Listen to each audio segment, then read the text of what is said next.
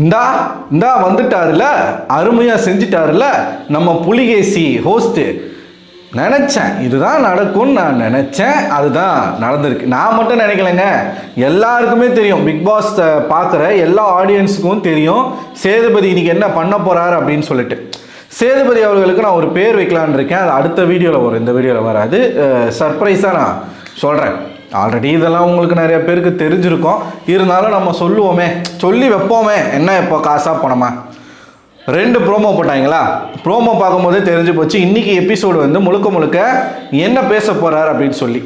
நமக்கு அப்டேட்டும் வந்துருச்சு, எவிக்ஷன் யாருன்ற அப்டேட்டும் வந்துருச்சு. எல்லாமே அடுத்தடுத்த வீடியோவில் பார்ப்போம். இன்றைக்கி முழுக்க முழுக்க சாண்ட்ராவை வைத்தே ஷோவை ஓட்டி இருக்கிறாப்புல. அதாவது ஓவர் ரியாக்ட் பண்ணுறீங்க, ஒரு ஓவர் ரியாக்டை வச்சு ஓவராக பேசிய ஷோவை ஓட்டியிருக்காரு இன்னைக்கு. நான் கேள்வியே கேட்க மாட்டேன், அவங்க என்ன பதில் சொல்கிறாங்கன்றத பார்க்கலான்னு ப்ரோமோவில் சொல்லிட்டு முழுக்க முழுக்க கேள்வி மட்டுமே கேட்டு, அதான் நான் சொன்னேன்ல, ஒருத்தன் கொலை பண்ணிட்டு கையில் ரத்த கரையோடு நிற்பான், அவனை விட்டுருவாப்புல. சரி, அவன் கொலை பண்ணிட்டான், நீங்களாம் என்னடா பண்ணீங்க? வேடிக்கை பார்த்துட்டு இருந்தேன் சார். எதுக்குடா வேடிக்கை பார்த்தீங்க? உங்களுக்கு அறிவு இல்லையாடா? பேச மாட்டீங்களாடா? நீங்களா மனுஷங்களாடா? இதைத்தான் இன்றைக்கும் பண்ணியிருக்காப்புல. 2 விஷயம் நடந்திருக்குதுங்க. ஒன்று, கானா வினோத்துக்கான ஒரு ரோஸ்ட். எப்பயுமே ஞாயிற்றுக்கிழமை தான் கேப்டன்சி பற்றி பேசுவார், ஆனால் இன்னைக்கு சனிக்கிழமையே பேசியிருக்கார். இன்னொன்று, சாண்ட்ரா அவர்களுக்கான ஒரு ரோஸ்ட். சாண்ட்ராவை எதுக்காக ரோஸ்ட் பண்ணணும்? சாண்ட்ராவை நிச்சயமாக ரோஸ்ட் பண்ணணும். அது ரோஸ்ட்னு சொல்ல முடியாது, அவர் வந்து லைட்டாக வந்து கேட்டிருக்காப்புல. இந்த வாரம் முழுக்க சாண்ட்ரா வந்து ஏகப்பட்ட அட்டூழியங்களாக பண்ணாங்க. அதாவது சேதுபதி கரெக்டாக இந்த ஷோவில் எதை அவாய்ட் பண்ணிடுறாருன்னா, அந்த 18+ கண்டென்ட் அவாய்ட் பண்ணிடுறாரு. அந்த ஆபாசமான அருவருப்பான பார்க்கவே முடியாத விஷயங்களை மட்டும் அவாய்ட் பண்ணிவிட்டு மற்ற விஷயங்களை கான்சன்ட்ரேட் பண்ணுறாப்புல. இது சேனல் அவர்கிட்ட சொல்லி அவர் பண்ணுறாரா? திட்டமிட்டே அவங்க அதுக்கு அவர் அலோவ் பண்ணுறாங்களா? சாண்ட்ரா இந்த வாரம் முழுக்க வெளியில் படுக்கிறாங்க, யாருக்கிட்டையும் பேசுறதில்ல, சும்மா சும்மா அழுதுகிட்டே இருக்காங்க. பிரஜன் போனதை வச்சு அவங்க அதை சொல்லியே ஃபீல் பண்ணுறன்ற பேரில் எல்லாரையும் போட்டு கழுத்து அறுத்துக்கிட்டு இருக்காங்க. இதையெல்லாம் பார்க்கக்கூடிய நம்ம சேதுபதி எங்கே பார்க்க போகிறார்? அதை அவர் பார்க்க போகிற அவசியம் கிடையாது. ஒரு பெரிய விஷயம், ஒரு ஒரு ஒரு ஒரு பூசணிக்காயை சோத்தில் மறைக்கணும் அப்படிங்கிறதுக்காக ஒரு கட்டெரும்பு சைஸில் இருக்கக்கூடிய ஒரு பிரச்சனையை பூசணிக்காய் மாதிரி பேச வேண்டியது. அப்படி பேசிட்டா இது ஈஸியாக மறைஞ்சிரும் அப்படின்னு அவர் நினைக்கிறாரு. மக்கள் முன்னாடி மாற்றுறது யார்? சேதுபதி தான். கனியுடைய விஷயத்தில் என்ன நடந்துச்சு அப்படிங்கிறத நம்ம பார்த்தோம். அந்த விஷயத்தெல்லாமே கேட்டிருக்காப்புல. நீங்கள் வந்து சும்மா அழுதுகிட்டே இருந்தீங்கன்னா என்னதாம்மா, எப்படி தாம்மா பார்க்குறது? அதை தான் நாங்களும் கேட்குறோம். சாண்ட்ரா சும்மா அழுதுகிட்டே இருந்தால் எப்படி பார்க்குறது நீங்கள் கேட்குறீங்களே.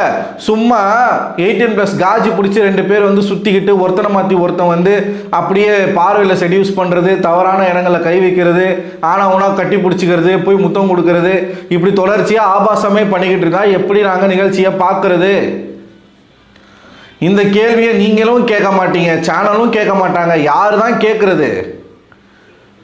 அந்த பொண்ணு அழுவுறது உங்களுக்கு பிரச்சனையா இருக்கா? சரி, அந்த அக்கா அழுவுறது உங்களுக்கு பிரச்சனையா இருக்கா?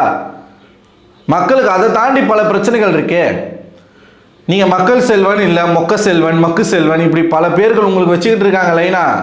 அது உங்களை பாதிக்குதா இல்லையா? கவலையே இல்லையே சார் உங்களுக்கு. முதல் ப்ரோமோ முழுக்க சாண்ட்ரா தான் டார்கெட்டு. சாண்ட்ரா வந்து வச்சு அவர் ரோஸ் பண்ணுறதா நினச்சிக்கிட்டு இருக்காரு. அழுதுகிட்டே இருந்தால் எப்படிமா பார்க்குறது? யார் என்ன எப்போ வேலை செய்யணும் நீங்கள் யாருமா சொல்கிறது? அப்போ என்ன சொல்லணும்? சரி, அவங்க யாருமே இல்லை சார் சொல்கிறதுக்கு. நீங்கள் யார் சார் அந்த ஷோக்கு ஹோஸ்ட்டு சார்? நீங்கள் ஏன் சார் சொல்ல மாட்டீங்க? அதான கேள்வியாக வரும். மக்களுக்கு வருமா வராதான்? அவங்க வந்து சாண்ட்ரா என்ன சொல்கிறாங்க, நான் வந்து இதை அவ்வளோ பெரிய விஷயமா நான் வந்து பேசலை, நான் அவ்வளோ பெரிய விஷயமா இதை வந்து நான் எடுத்துகிட்டே போகல. நீங்கள் அவ்வளோ பெரிய விஷயமா எடுத்துகிட்டு போகலன்னா அதை பற்றி நீங்கள் பேசியே இருக்க மாட்டீங்கம்மா அப்படின்றாப்புல. இதை கட் பண்ணிடுறேன். அப்படி ஒரு எதுவும் பேசலை, நான் ஏதோ ஒன்று வாய் தவறி வந்து ஏதோ ஒன்று கனெக்ட் பண்ணி ஏதோ ஒன்று சொல்ல வந்துட்டேன். இது வந்து அவர் அந்த மாதிரி பேசலை, பேசணுன்றதான் நம்ம பேசிகிட்டு இருக்கோம், பேசலை. கட் பண்ணி 3வது ப்ரோமோ பார்த்தீங்கன்னா இழுத்துறாப்புல கானா வினோத்தினுடைய கேப்டன்சி எப்படி இருந்துச்சு. வினோத் அவர்கள் வந்து இந்த வாரத்தில் என்ன பண்ணாரோ இல்லையோ, எனக்கு பிடிச்ச விஷயம் வந்து வைல்ட் கார்டு கண்டஸ்டன்ஸ்னுடைய அந்த கதை சொல்ல போகிறோம், கடந்து வந்த பாதை, அதை சொல்கிறதுக்கு ஒரு ஏற்பாடு நல்லா இருந்துச்சு. தான் தப்பே பண்ணிடக்கூடாது அப்படிங்கிறதுல வந்து ரொம்ப கான்ஷியஸாக இருந்தார் அவர். ஆனால் வினோத்துக்குன்னு இருக்கக்கூடிய சில குணாதிசயங்கள் வந்து அது மாறாது. எப்பயுமே அவர் வந்து யாருமே பேச விட மாட்டார், பேசுகிறத கேட்க மாட்டார், அதெல்லாம் நடக்கிறது ஒன்று தான். ஸோ வினோத்தை பிடிச்சிக்கிட்டாப்புல, அடுத்த ப்ரோமோவில் வினோத்தை பிடிச்சிக்கிட்டாப்புல. வினோத்தினுடைய கேப்டன்சி எப்படி இருந்துச்சு? திவ்யா அவர்கள் வந்து சொல்கிறாங்க, முதல்ல அவர்கிட்ட பேசவே முடியல, எதை கொண்டு போய் அவர்கிட்ட சொன்னாலும் அவர் வந்து ஏதாச்சும் ஒன்று அதுக்கு சொல்லிகிட்டே இருக்காரு அப்படின்ற. அது உண்மைதான், அது வந்து நம்ம இல்லைன்னு சொல்ல முடியாது. வினோத் மேலே ஏதாச்சும் நீங்கள் குறை சொன்னீங்கன்னா அவரால் ஏற்றுக்க முடியாது. ஸோ அடுத்து வினோத் வந்து என்ன சொல்கிறாருன்னா, க்ளீன் பண்ண இடத்தையே நான் எத்தனை வாட்டி தான் க்ளீன் பண்ணுறது அப்படின்றாப்புல. அப்போ சேதுபதி சொல்கிறாரு, அங்கே குப்பை இருந்ததை கேமராவும் பார்த்துச்சு, நாங்களும் பார்த்தோம், எஸ் குப்பை இருந்துச்சு. உடனே மாற்றி என்ன சொல்கிறாருன்னா, நான் பல முறை போய் பார்வை கூப்பிட்டும் கூட அவங்க வரமாட்டுறாங்க, பண்ண மாட்டுறாங்க. சார் வினோத் சார், நீங்கள் தான் அந்த வீட்டினுடைய தலை, க்ளீன் பண்ண இடத்தையே க்ளீன் பண்ணுற, எத்தனை வாட்டி பண்ணுறதுன்னு கேட்குறீங்க, எத்தனை வாட்டி கூப்பிட்டாலும் பார்வதி வரமாட்டுறாங்கன்னு சொல்கிறீங்க, எதனா ஒன்று சொல்லணும்ல. பார்வதியையும் குறை சொல்கிறீங்க, திவ்யாவையும் குறை சொல்கிறீங்க, ஏதாவது ஒன்று. இப்போ க்ளீன் பண்ணிட்டாங்களா சார்? க்ளீன் பண்ணிட்டாங்க சார், நான் பார்க்கும்போது அங்கே குப்பை இல்லை சார், நான் சொல்லும் போதெல்லாம் வந்து அவங்க பண்ணிட்டு தான் சார் இருந்தாங்க, இப்படி சொல்லணும். இல்லை க்ளீன் பண்ணல, நான் எத்தனை வாட்டி கூப்பிட்டாலும் பார்வதி வரவே இல்லை சார், வந்து க்ளீன் பண்ணுறேன்னு சொன்னாங்க, பண்ணவே இல்லை, இதை சொல்லணும். இங்கிட்டு ஒரு குத்து, அங்கிட்டு ஒரு குத்து. க்ளீன் பண்ண இடத்தையும் அவங்க க்ளீன் பண்ணுறாங்க, எத்தனை வாட்டி க்ளீன் பண்ணுறது, கட் பண்ண நான் எத்தனை வாட்டி கூப்பிட்டாலும் பார்வதி வரல, எத்தனை வாட்டியும் கூப்பிட்டு வராத பார்வதியால் எப்படி க்ளீன் பண்ண முடியும், அந்த இடம் எப்படி சுத்தமாக இருக்கும், கேள்வி வருமா? ஸோ அடுத்து சேதுபதி வந்து என்ன கேட்குறாருன்னா, சார் நீங்கள் தான் அந்த வீட்டினுடைய தலை, அந்த க்ளீனிங் டீம் உங்ககிட்ட எவ்வளவு ரூல்ஸ் போட்டாங்கன்றது உங்களுக்கு தெரியும், நீங்கள் எவ்வளோ டிஸ்கவுண்ட் உங்களுக்கு கொடுத்தீங்கன்னு உங்களுக்கு தெரியும். நாங்கள் இந்த இடம் தான் க்ளீன் பண்ணுவோம், இவ்வளோ நேரம் தான் க்ளீன் பண்ணுவோம், இத்தனை வாட்டி தான் க்ளீன் பண்ணுவோம். முதல்ல அவ்வளோ ரூல்ஸ் போடுறதுக்கு அவங்க யார்? அந்த ரூல்ஸை வந்து நீங்கள் எதுக்காக ஏற்றுக்கிட்டீங்க? அவங்க வந்து அந்த ரூல்ஸ் போடுறதுக்கு நீங்கள் எதுக்கு அலோவ் பண்ணீங்க அப்படின்னு கேட்குறாப்புல. கரெக்டான கேள்வி. இதே தான் சார் நாங்களும் கேட்குறோம். அந்த வீட்டுக்குள்ளே இருக்கக்கூடிய கண்டஸ்டன்ஸ் வந்து தப்பு பண்ணாங்க அப்படின்னா அதுக்கு யார் ரெஸ்பான்சிபிலிட்டி எடுத்துக்கணும்? தலைவர் தான் எடுத்துக்கணும். அவங்க சொல்கிறத எதுக்காக நீங்கள் கேட்குறீங்க, நீங்கள் எதுக்காக அலோவ் பண்ணுறீங்கன்னு கேட்குற இதே விஜய் சேதுபதி, அந்த ஷோவுக்கு யார் பொறுப்பு? நீங்கள் தானே பொறுப்பு. அப்போ உங்களுக்கு கீழே இருக்கக்கூடிய கண்டஸ்டன்ட் தவறு பண்ணும் பொழுது அதை யார் அதை வந்து அந்த ரெஸ்பான்சிபிலிட்டி யார் ஏற்றுக்கணும்? நீங்கள் தானே சார் ஏற்றுக்கணும். அதை மட்டும் தூக்கி கண்டஸ்டன்ட் மேலே போடுறீங்க.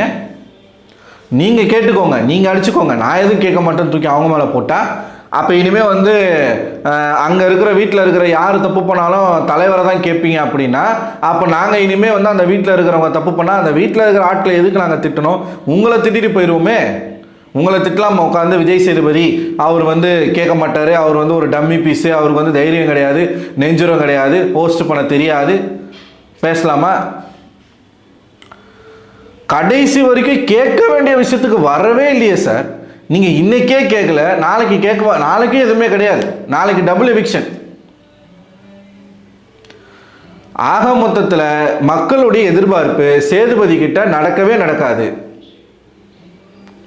விதிமீறல்கள் நடந்து கொண்டே தான் இருக்கும். இந்த நிகழ்ச்சி ஆபாசமாகத்தான் போய் கொண்டு இருக்கும். அதை ஒரு ஹோஸ்டா தட்டி கேட்க வேண்டிய இடத்துல இருக்கக்கூடிய ஒரு நபராக நான் கேட்க மாட்டேன், அது என் வேலை இல்லை அப்படின்னு தட்டி கழிச்சிட்டு போகக்கூடிய ஒரு ஹோஸ்ட்டை பிக் பாஸ் வரலாற்றிலே நான் பார்க்கல.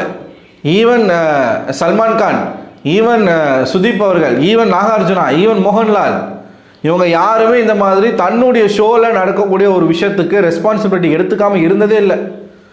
யாரும் அங்கே இருக்கக்கூடிய கண்டஸ்டண்ட்டை ப்ளேம் பண்ணதே கிடையாது.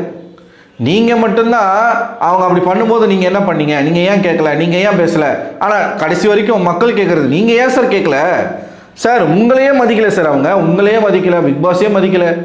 கண்டஸ்டன்ட் உள்ள என்னதான் வீட்டு தலையாக இருந்தாலும் அவரும் ஒரு கண்டஸ்டன்ட் தான், எப்படி சார் மதிப்பாங்க? உங்களுக்குனா ஹோஸ்ட் அப்படிங்கிற ஒரு பொசிஷன் இருக்குது.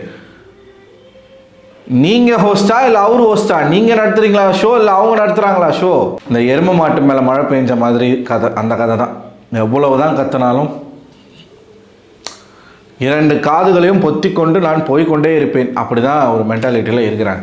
அடுத்த வீடியோ வருது. அடுத்த வீடியோவில் வந்து சிறப்பாக சேதுபதி அண்ணனை வைத்து செய்ய வேண்டும், அது வந்து நம்ம செய்வோம். ஸோ நீங்கள் இந்த 2 ப்ரோமோ பார்க்கும் பொழுது உங்களுக்கு என்ன தோணுது, உங்களோட கருத்துக்களை மறக்காமல் கமெண்ட் பாக்ஸில் கமெண்ட் பண்ணுங்கள். அடுத்த ஒரு வீடியோவில் உங்களை சந்திக்கிறேன். அதுவரை உங்களிடம் இந்த விடைபெறுவது நான் அரவிந்தன்.